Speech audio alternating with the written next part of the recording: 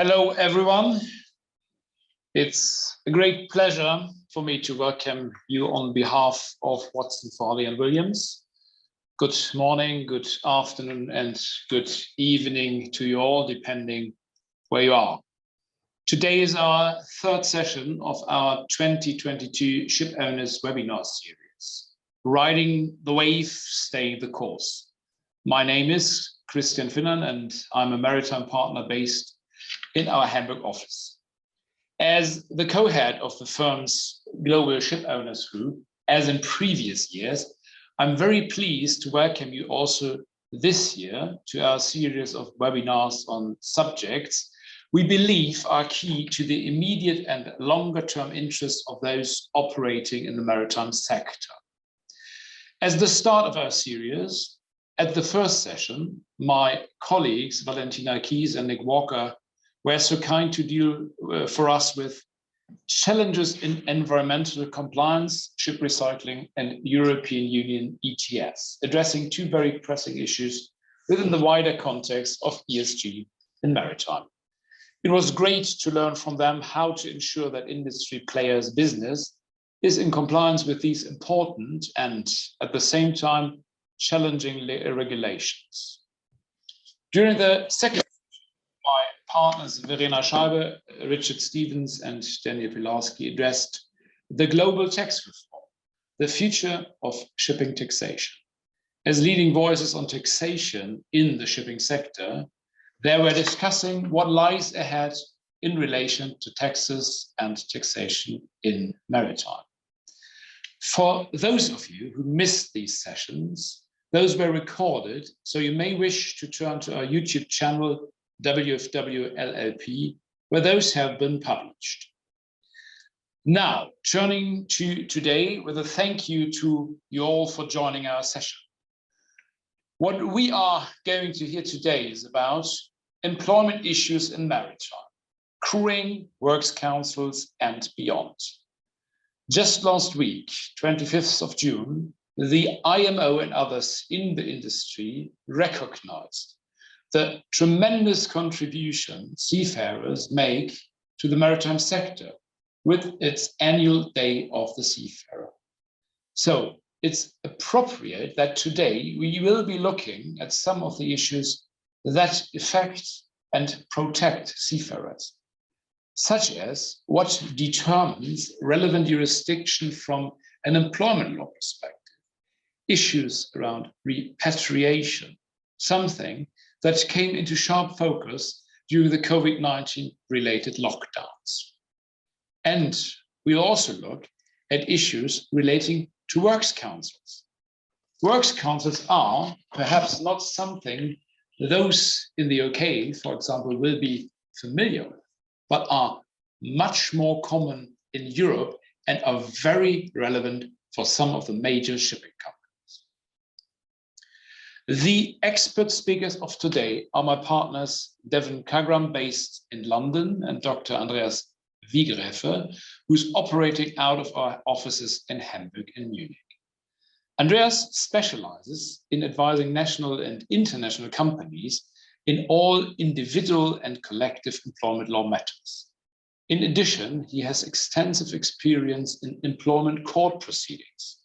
One of his main areas of practice is advising on business change processes, in particular restructuring and reorganizations, as well as M&A transactions, offering efficient support from strategic planning through to final implementation. Clients also rely on Andreas Wiegreff's extensive experience in relation to reconciliation of interest and social plan negotiations. A further focus of his work is advising on all issues relating to works council. Andreas is working with a number of our key sector clients in the maritime and energy space. Devan advises on a broad range of contentious and non-contentious employment law matters for both individuals and companies, including the full range of day-to-day employment advice, drafting executive level service agreements, and non-executive director arrangements. employee disputes, and policies and procedures.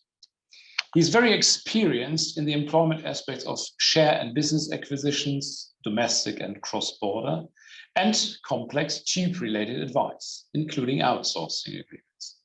He has also a particular expertise on employment-related matters in the maritime sector, acting for large cruise lines and other shipping committees, and advising on a multitude of areas, including seafarer employment arrangements and collective bargaining agreements, jurisdictional issues, and the full range of crewing issues. Also, Devan is specializing in immigration matters. Needless to say, Andreas and Devan are both praised as experts in the field in the legal directories. I now pass you over to our two experts for an interesting session and hope to see you again. Thank you, Christian. And as Christian mentioned, the prominence of seafarers has been increasing, I think, over the last couple of years. And we are seeing, I think, the pandemic brought on action having to be taken by ship owners, operators, managers in respect to their crew on a mass scale for the first time, perhaps ever, in terms of having to repatriate hundreds of crew in one go, issues about contracts, etc. And so the issues around seafarers have become much more prominent, I think, and it's been a very difficult and interesting time for the last 2 to 3 years since the start of the pandemic. So today I'll be focusing on crewing matters in respect of that. And the question I get asked most, perhaps during this period, is, I employ seafarers from different nationalities and we travel internationally. How do I determine the relevant jurisdiction that relates to my crew? As I said, this is a question that I get asked very frequently in respect of seafarers, because you have ships with dozens, sometimes hundreds of crew with various nationalities. The ship may be operating internationally or within the waters of one particular jurisdiction. And you've got the ship which may be flagged in a completely different state to where it's operating. And so it becomes a question of, how do we determine what law, what jurisdiction we apply to this crew if we want to take steps like terminate their employment or revise their contracts, or we've got questions or issues around pay or repatriation, etc. And in respect of that, I always advise that we need to look at 3 key areas. Firstly, is the flag state. Secondly, is the contract. And third, is the seafarer's residence or nationality. And I'm going to move through each of them first. And the first place to start was always the flag state. And the reason for that is because each flag state will determine certain rules in respect of the Maritime Labour Convention. I'm sure the majority of you have heard of the Maritime Labour Convention, and basically what that is the minimum rights of seafarers. It's an international convention, and it deals with areas such as hours of rest, entitlement to leave, compensations for ships lost, repatriation, some of the very key areas with respect to labour rights for seafarers. Now, what the Maritime Labour Convention does is it sets a baseline for these. These are the minimum rights that seafarers are entitled to for ratifying states. The key is here, it's not directly effective. Member states, they've ratified it, and they are required to implement this into local legislation. And as I mentioned, the MLC is the baseline, and some states actually go further than the MLC and actually impose additional rights on top of what the basics in the MLC are. And in the UK, for example, the MLC is implemented by the UK, the Merchant Shipping Maritime Labour Convention regulations, but other states will implement it using their local legislation. This, as I said, sets the baseline, and the flag of the vessel is determinative of this. So it doesn't matter where you're operating. If you're a Bermudan flag vessel and Bermuda is signed up to the Maritime Labour Convention and they've implemented certain rules, you will need to look at what the Bermudan rules implementing the Maritime Labour Convention will say, because that will apply to your vessel. And moving on to the next slide, you'll see that not only can it apply for your flag state, if you're operating in the waters of a particular jurisdiction quite regularly, the local legislation in that jurisdiction may also implementing the MLC may also apply. So for example, you may be a Bermudan flag vessel, but if you're operating in and around UK waters all the time, you may need to consider how the UK have implemented the MLC in respect of rules in terms of your vessel. How is it enforced? Well, port state authorities will will be enforcing this, and they also provide periodic guidance in respect of implementation of the MLC and the rules that they've put in place. So in the UK, it's the MCA, the Maritime and Coast Guard Agency, but there are equivalent jurisdictions in all port states around the world, and their guidance can be particularly useful. So if you're facing an issue on a particular topic and you've looked at what the local legislation says, implement the MLC, and it says you need to give, you need to pay seafarers until they're repatriated, for example. What do you do in a situation where you have to quarantine someone prior to them starting? Well, look at what guidance the port state authorities have provided. They may provide particular guidance, and often you'll find that all the different port states are providing very similar guidance. They take their lead from the ILO, the ITF, and try and come to a consensus when they provide guidance. So it's not just the rules of port state authorities provide these guidance, which is what they will use to interpret it in the event of an inspection. And why is complying with the MLC so important? Well, ships usually need a maritime labour certificate, and your ship is inspected and you're issued with the maritime labour certificate, this declaration of maritime labour, this DMLC. And that's very important. You need that to operate. And if you don't have that, it affects your ability to operate. You may also not get a blue card, may have very difficulties in port as well. So the MLC is always the place to start when it comes to looking at the jurisdiction of seafarers. Now this takes us on to the next thing, the contract. So you've got the rules, you know what the provisions are in the flag state. What does the contract say? Because this is your contractual agreement with the seafarer. And this is made up of two parts. Usually you've got the SCA, or Seafarers Employment Agreement, and that's normally a 1 or 2 page document which sets out the basics, like when they're going to board, when their contract will end, how much they're going to be paid. It has to have certain specific information. But supporting that, you usually have a much more detailed document. So if your crew are unionized, you'll have a collective bargaining agreement. And that collective bargaining agreement will set out in detail rules in respect of tours of duty, hours of work, what you do in a disciplinary situation, how you terminate a contract, how you deal with medical issues, sick pay, what obligations you have if your crew falls sick, etc. And it sets out a lot of detail. And ships will often have more than one CBA because you have different groups of seafarers which are signed up with different unions. So you could easily have a CBA with Nautilus UK and Nautilus Netherlands. You will, if you've got Filipino seafarers, you might have something with what's called an AMASOC protocol, which attaches to the main CBA, which is some additional provisions for Filipino nationals. If you might be signed up with the NSU, Norwegian Seafarers Union, and they have their own CBA, and it's something that's negotiated and between the company and the union, normally on a 2-year basis. You come to an expiry and negotiate that. So you might have several CBAs in place, which might all have different rules.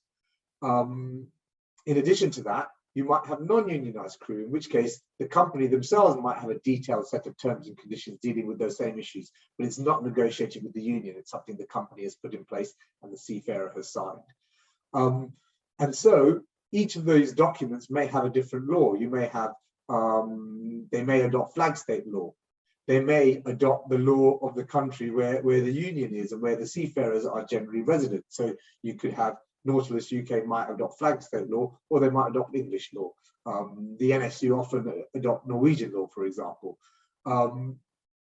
So you're now starting to see a pattern why it's so complicated when it comes to seafarers, because you've got the flag state, then you go down to the contract, and even within the contract, the rules determining the contract might be different. You might have different governing laws.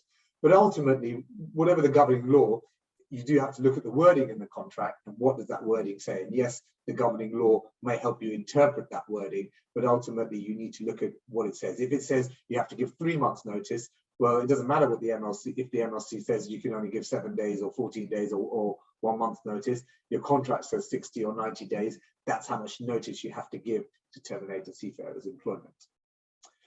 Now, in addition to the contract, you've got the seafarer's residence or their nationality. And this is where it really starts to get complicated, because you may now have 20 different nationalities on board, and you may have different nationalities who've signed up to an English union, or a Norwegian seafarers union normally captures various different nationalities.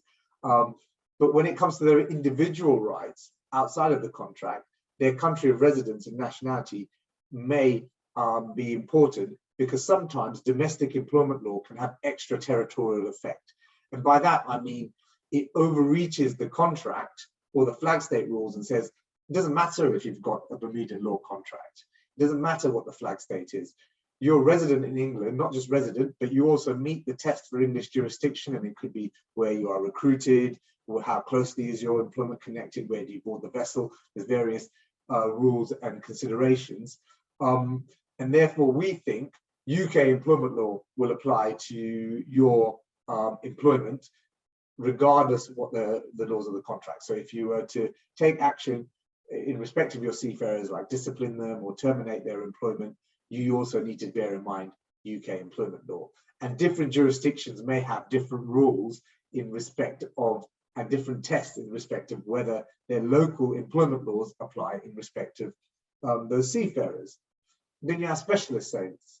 All Filipino nationals also have to have what's called a POEA contract. The Philippines Overseas Employment Administration sets out specific rules and obligations in respect of Filipino seafarers. So in addition, you have an additional POEA contract. Any rules and regulations and contracts you put in place in respect of your Filipino crew will have to be approved by the POEA, and they have specific rules. For example, for repatriation, they say that you must be paid until you are the Filipino national is back in the Philippines.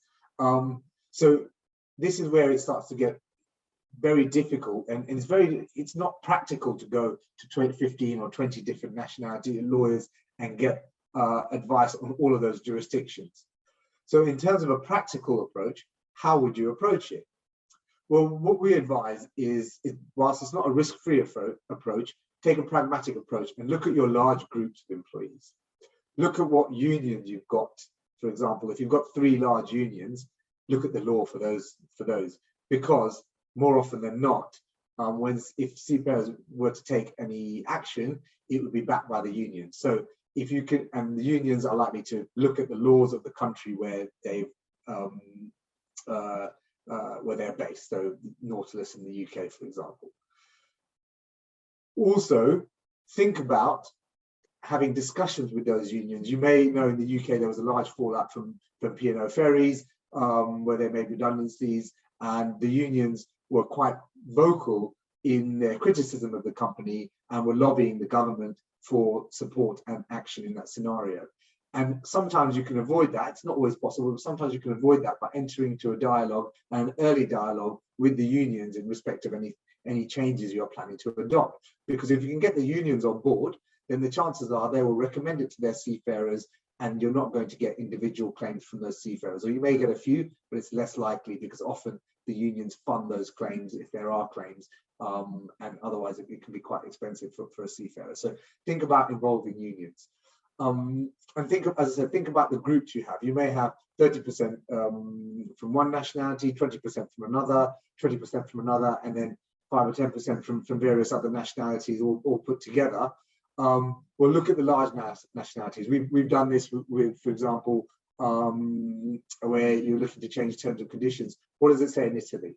And what does it say in the Netherlands? And what does it say in the UK? Because that was the largest population of those seafarers and set the rules based on that, knowing that you might have smaller numbers of other nationalities who may still be able to, may bring a claim, but ultimately you've looked at the rules in those various nationalities, you set yourself what you think is a fair and reasonable approach and procedure, which is compliant with laws in quite major jurisdictions, and you're hoping that the seafarers see it as fair because you're adopting a similar approach across the board, or the courts in those local jurisdictions might take the view that, well, you did follow a fair, reasonable procedure in what you did.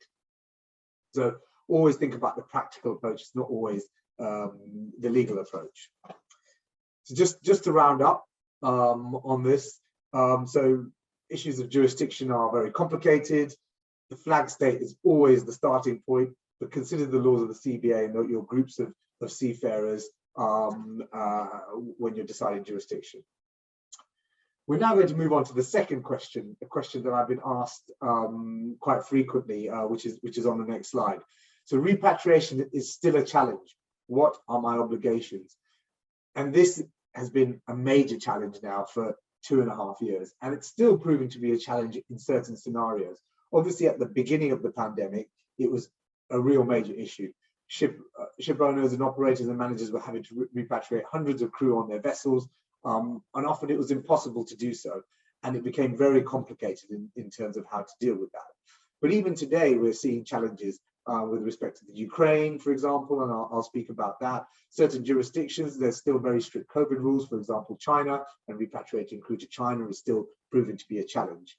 So what are the rules and obligations in respect of repatriating your crew and your seafarers? Well, again, we always go back to the MLC here, and that sets out the minimum standards in respect of crew repatriation. And you'll see it there on the screen.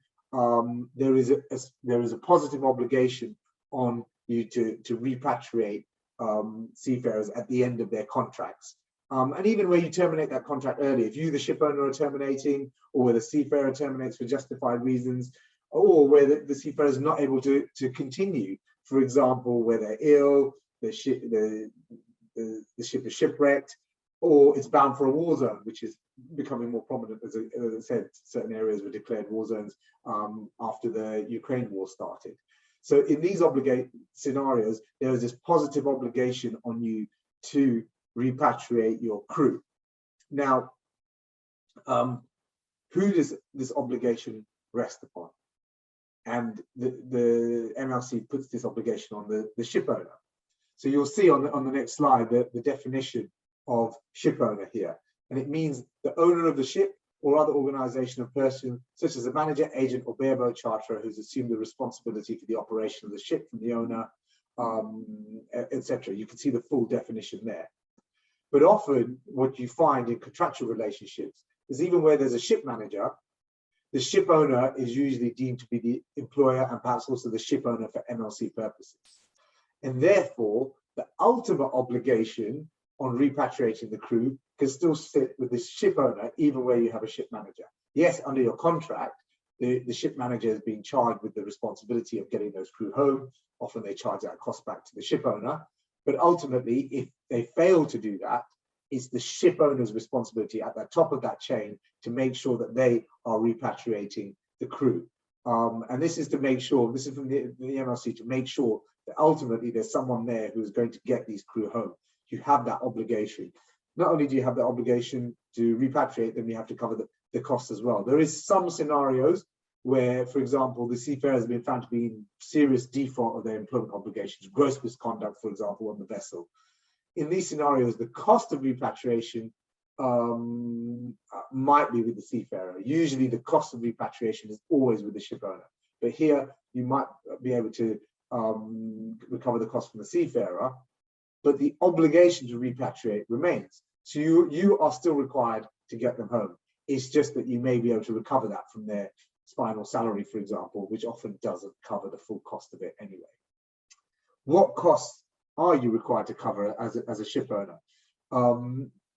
So again, you'll see here, you're required to cover the cost of relief and maintenance, both during and whilst the way to repatriation. So that's food and clothing, accommodation, personal necessities, medical care. and in some situations, wages if the national laws, regulations, or CBAs require it.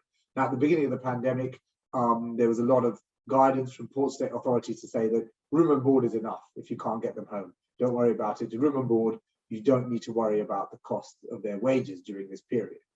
But a lot of port state authorities have pulled back from that guidance, and more you're seeing an obligation to pay a level of wages while you're repatriating. And certainly for the Philippines, the POEA require you to pay basic wages until a seafarer is repatriated. And as I mentioned, there's still difficulties about repatriating now. Certain countries have got strict COVID rules, Ukraine, etc. And this can potentially add up to a huge cost for you if you are ultimately bearing the cost of this repatriation. We've had a scenario with a client trying to repatriate crew to China, for example. And the flights are very infrequent, once a month, are very strict COVID rules. And they're being put up in a hotel, and the costs were mounting, regularly. And we had a bunch of seafarers who failed their COVID test, or who were close contacts of those who failed those COVID tests, and therefore they had to wait another month to be repatriated. And the cost came to several £100,000. So you can see that where you're faced with these difficulties, the cost can quickly mount up and actually entail a large amount, because you're paying the hotel, the maintenance for these people, and in some cases wages as well. Now, you have to consider the relationship here with the ship owner and the ship manager. Yes, the ship manager might have the practical obligation to repatriate, but as the ship owner ultimately bears the cost often, think about your relationship with your ship manager and the obligations you're putting on them. Do you need to make sure that there are obligations in place for the ship manager to mitigate costs, to repatriate crew as quickly and efficiently as possible, put in place protocols to make sure that they're not going to test positive for COVID and not be able to go home, or there may be other practical considerations to think about. So always think about your contractual relationship with the between the ship owner and the ship manager, and do you need to spell out some of these obligations? And it's also important to note that they have to have, the ship owner has to have adequate insurance to meet these obligations of repatriation. And the reason why is on the next slide. It comes to abandonment, because there are certain positive obligations in respect of abandonment. The definition of abandonment on the MLC is there. So if you fail to cover the cost of their repatriation, if they are left, or you unilaterally sever ties with that seafarer. And you were seeing more and more of this during the pandemic, where it was becoming impossible to repatriate and seafarers were being left to their own devices. And you are not permitted to do that under the MLC. And you are required to have a financial security system in place to cover the cost of this. And often the ITF will step in to assist seafarers in recovering their wages and trying to repatriate those crew. Port states can step in as well. And also the ILO operate abandonment database. The ITF have an abandonment database of all abandonment cases reported to the ILO. So effectively a naming and shaming of people who abandon their crew. So there are obligations there as well in respect of repatriation. Now, I just want to talk briefly about the Ukraine crisis, because this has set, obviously it's very difficult to repatriate crew to the Ukraine and getting them into the Ukraine. So the main union in the Ukraine has set out certain guidance. They've recommended that Ukrainian seafarers whose contracts have expired were supposed to be repatriated, they remain on board for as long as possible to safe to return. But you might find that some Ukrainian crew actually want to go home. They want to go back and join the war effort. And so in those scenarios, ship owners are being asked to repatriate to a neighboring countries such as Slovakia, Moldova, Hungary, etc., and then get them in by land. So get them in, because you can't fly them directly into the Ukraine. So look at alternative arrangements. But where you are doing this, whether you're extending the crew or looking at alternative arrangements, you'll see that there's been further guidance from port state authorities and from the union, which sets out your obligation, sets out things you should do. So, for example, if you're extending the seafarers agreement, look to put an agreement in place for that, have that signed. If you're going beyond the maximum period, you need to get port state authority approval. I'll be talking about that shortly. But also, in addition, if you're repatriating them to an alternative state, get that recorded, get some sort of addendum to your contract which sets this out so that you have it there in writing, so there's no dispute later on down the line. And the last issue of repatriation I want to talk about is actually on the next slide. It's the maximum period on board. And the NLC sets out rules in respect of this. Seafarers are entitled to repatriation for a period after a period of 12 months. And if we could just move on to the next slide, this sets it out.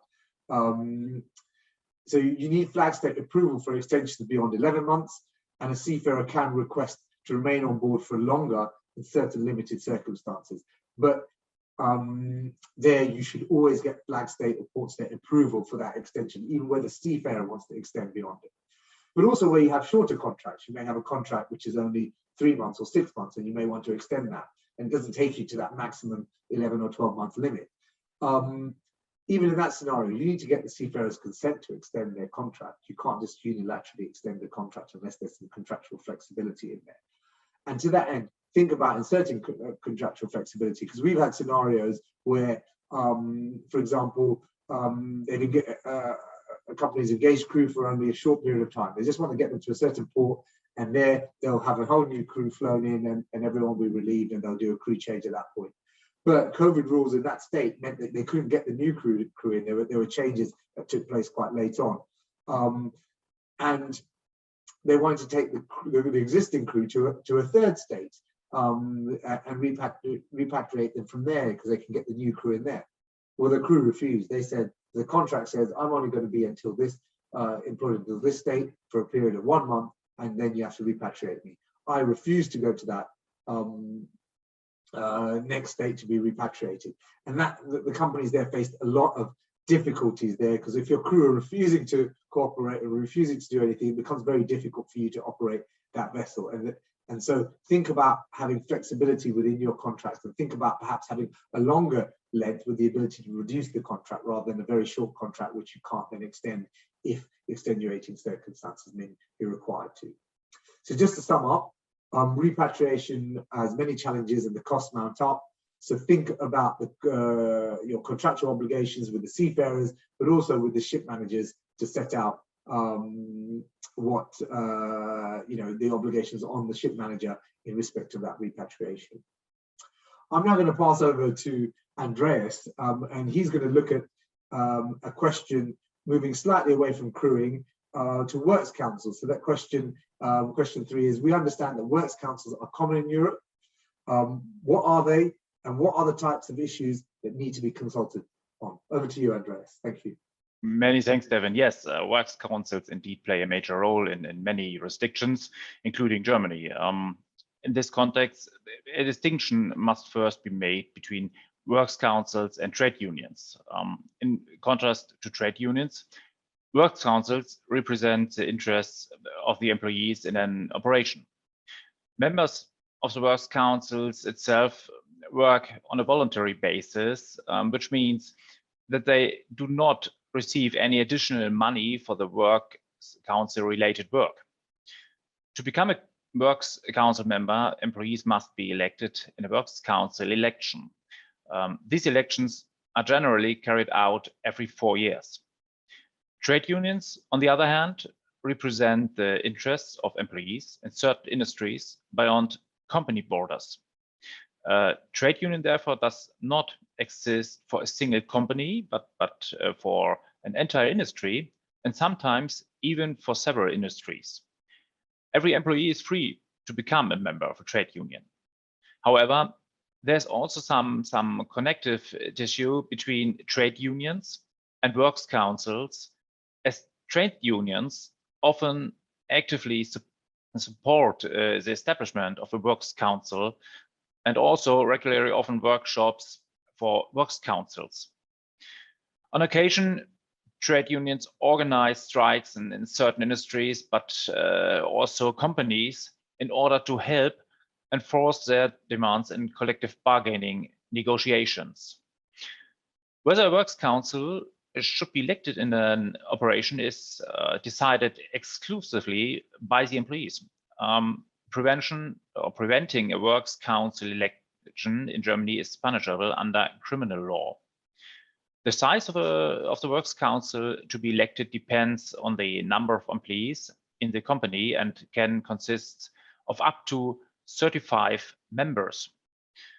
If there are multiple organizations in one company, a joint works council or a group works council in a corporate group can be installed. It depends on the jurisdiction, but in general, a Works Council Constitution Act governs the relationship between the employer and its employees. It grants the employees the right of participation and co-determination in social, personal, and economic matters.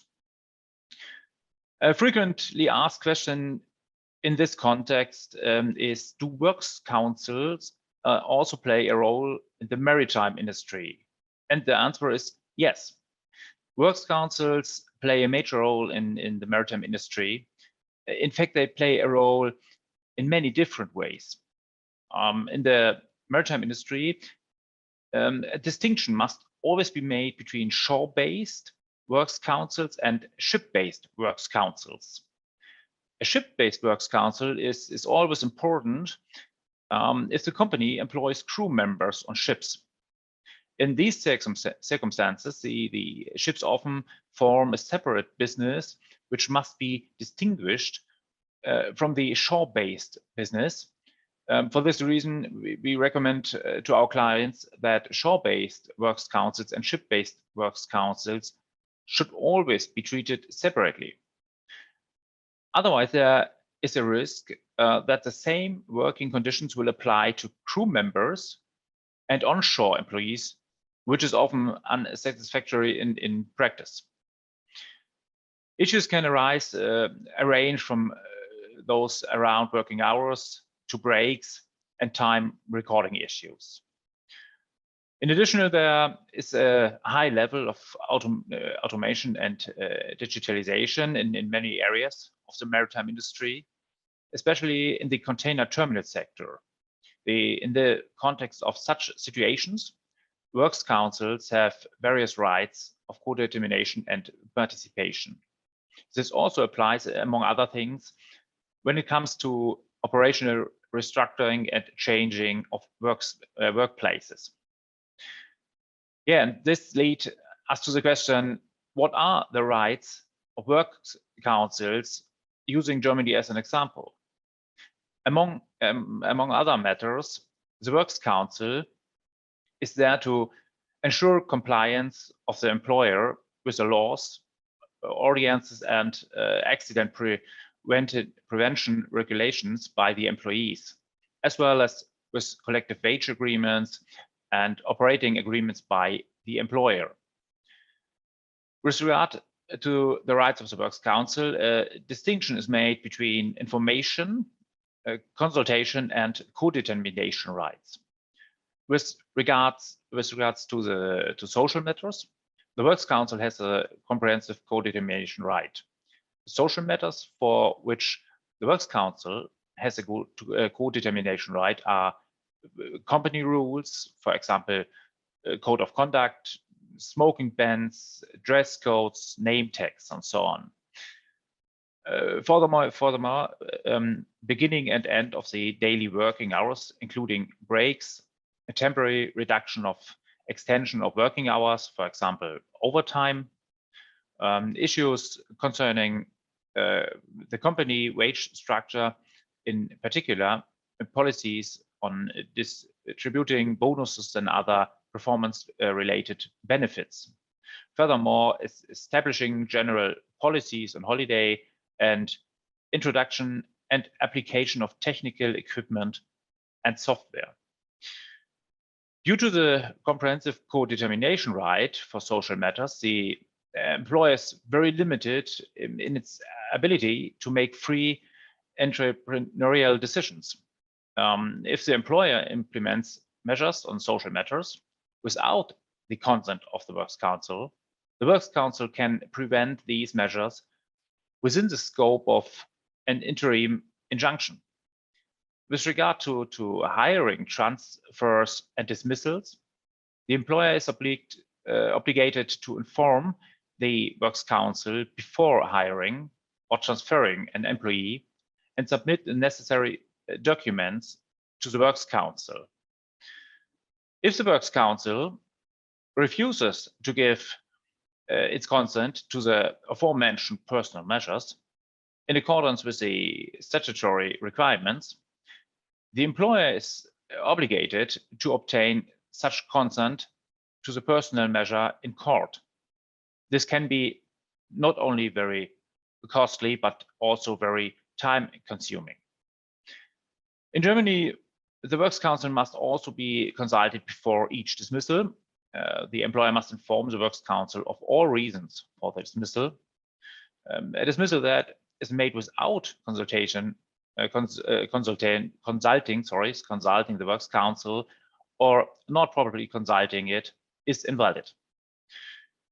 Due to the fact that high standards are placed on properly consulting the Works Council within the scope of a dismissal, the employer must be extremely careful when preparing the information letter for the Works Council. And just one more question from our daily practice. What part do Works Councils have in the acquisition of companies and businesses?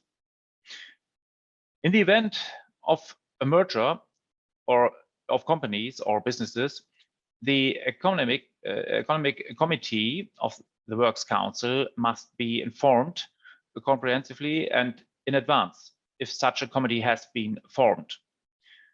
The economic committee is effectively a subcommittee formed by the Works Council.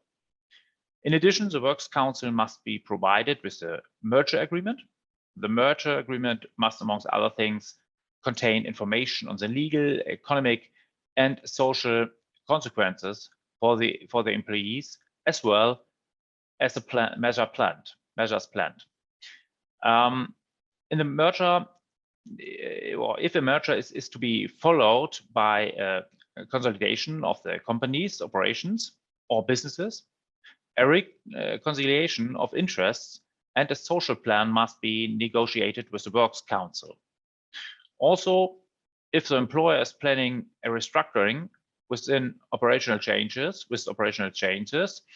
the employer is obligated to negotiate a reconciliation of interest before implementing the operational changes. Operational changes include, for example, a closure, relocation of operations, or fundamental changes to the company organization. The reconciliation of interests includes the individual personal measures which should be implemented within the scope of the operational changes. Additionally, the employer must agree on a social plan. The social plan alleviates the economic disadvantages of the employees caused by the operational changes. Devan, I know the situation in the UK is very different when it comes to Works Councils. Perhaps you can share your thoughts on this. Thank you, Andreas. And you're right, because the UK doesn't actually have a concept of Works Councils. There are trade unions, which you mentioned, Andreas, but they serve a different purpose. And even they are becoming less frequent. They're quite prominent in certain industries, maritime industry being one of them, particularly in relation to seafarers, other forms of transport. But trade unions represent members, as you said, Andreas, across different organizations. But there are certain obligations to consult more generally.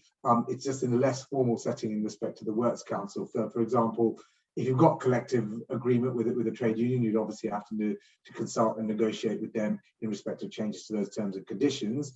But otherwise, if you're taking action such as dismissing employees for redundancy, or even if you're terminating in order to rehire with different terms of employment, if you're doing that for more than 20 employees in one establishment, then there's collective consultation rights in respect of your employees, and if there's no trade union, they elect their representatives.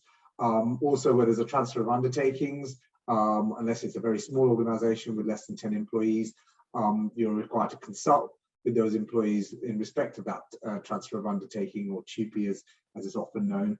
And again, where there's no trade union, employees are entitled to elect those representatives. But in terms of a formal works council that has to be consulted on certain specific decisions, no, that's not the case in the UK. So it's a very different regime. But what you described, I think, is quite common across the EU. I've seen this in the Dutch context, for example, where redundancy were taking place, and the works councils had to be consulted in respect of the plan, and they were looking at it more widely. And then you've got trade unions representing purely the interests of the seafarers. So it is definitely something to bear in mind, works councils, if you're doing anything in respect of your staff, whether it's shore-based or crew. And there's in mainland Europe, there's that link, because works councils could significantly add to the process.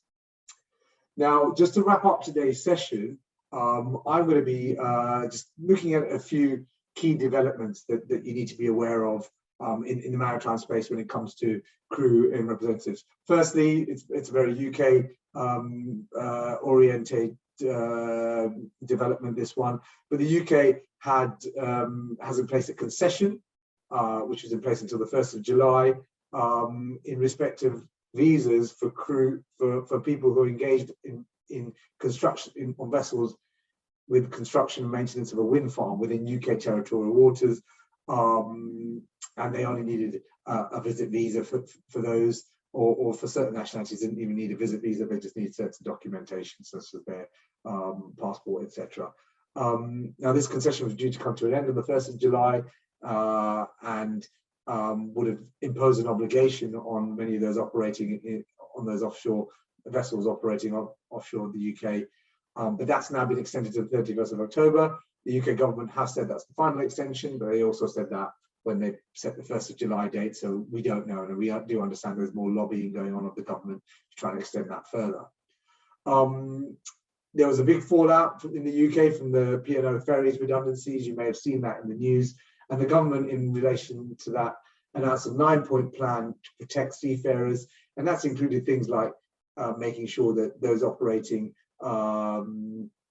in the UK have national minimum wage, establishing minimum wage corridors with other jurisdictions, and I know there's just discussions going on with other jurisdictions such as France to set these minimum wage corridors, and also generally improving the long-term working conditions of seafarers. And further to that, there's an actual consultation on imposing the national minimum wage for ships that regularly use UK ports. It's intended to exclude cruises, but it will operate to ferries, for example. That's still at the consultation stage, and we have to see the specific proposals that come in. And finally, I talked a lot about the Maritime Labour Convention. There are some proposed changes in respect to the Maritime Labour Convention. A special tripartite committee of governance, shipowner representatives and seafarer representatives met very recently to discuss and approve certain changes. There were 8 amendments agreed, which were coming into place by the end of 2024, and they relate to a wide range of issues such as PPE, food and catering on board, medical care, repatriation, financial security, and access to communications and the internet as well. And there were also some resolutions made. And there's going to be further discussion, particularly around the topic of repatriation, with a view to making some changes in 2025. So there are changes coming into place in respect to that MLC, and as I said, that will be implemented into domestic legislation. So those are some sort of recent and future developments to be aware of in the shipping space in respect of seafarers and crew. Now I believe it's time for a Q&A, so I'm going to hand over to Christian to determine that. Thank you. Yes, thank you very much, first of all, to you both, Devan and Andreas. That was indeed very interesting and helpful, and always good to know where the experts are when it comes to legal fields. Myself, I'm not in on a daily basis. As said, we have the Q&A function, so feel free to use, but I have received by email one question I would like to pose to Andreas. Andreas, the question is, can Works Council stop a takeover or a merger, or can the employer realize this even against the intention of a Works Council?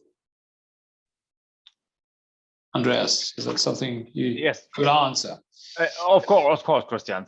Many thanks. Yeah, the Works Council cannot prevent a merger itself. In this respect, there are only information rights. The Works Council also cannot fully prevent the merger of the operations and businesses, but in this respect, it is mandatory to try to negotiate a reconciliation of interests with the Works Council. The Works Council can even enforce the agreement of a social plan with the conciliation committee, but cannot enforce the agreement of a reconciliation of interest itself.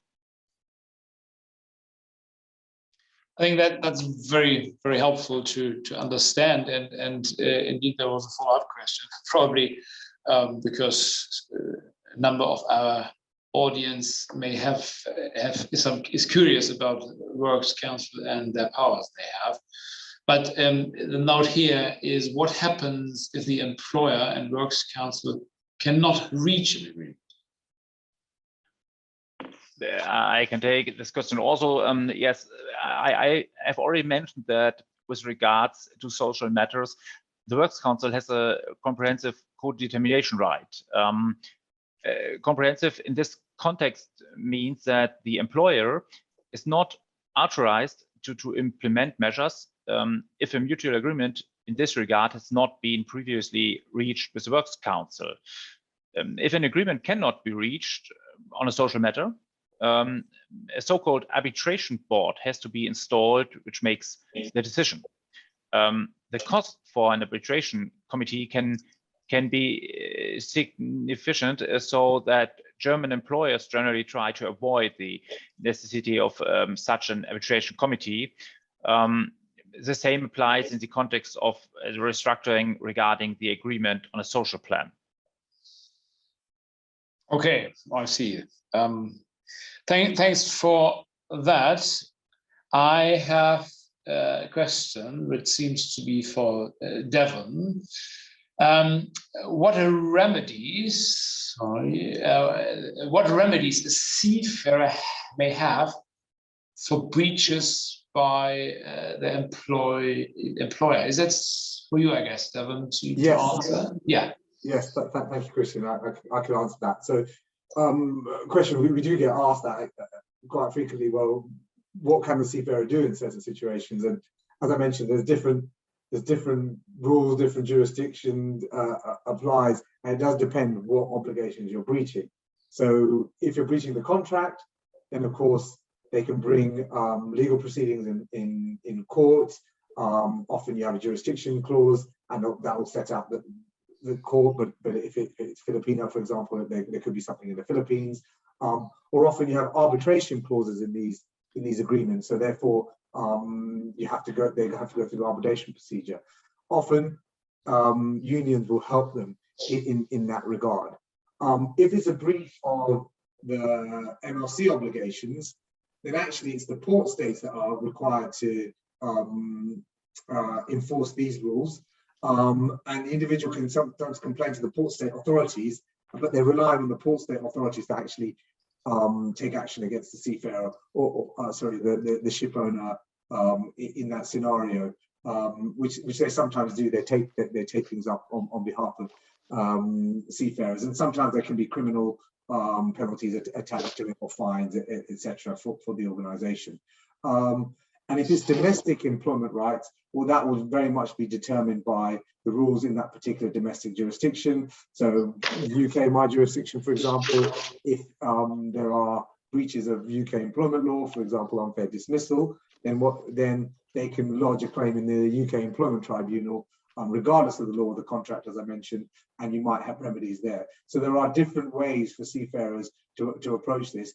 But more often than not, the first thing they're going to do if they're unionized is go to their union, and you're going to find the union getting in touch with you saying, you've not done this, or you should have done this. So there are options there are remedies. And obviously, if you're doing something which affects dozens of seafarers, the union are more likely to club together and say, okay, we're going to look after you here, and we're going to speak to the ship owner in that scenario.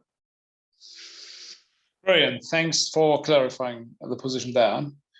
I of course can say for Devan and Andreas that they will be very, very happy to take your questions after the session. So email them, call them, whatever seems easier. I think there will be challenges on employment law for the maritime sector either way. Whatever you have, we heard that, and this will continue. So thanks for explaining that, and yeah, thanks for the time of the audience to be with us today, and speak to you soon. Thank you very much, everyone.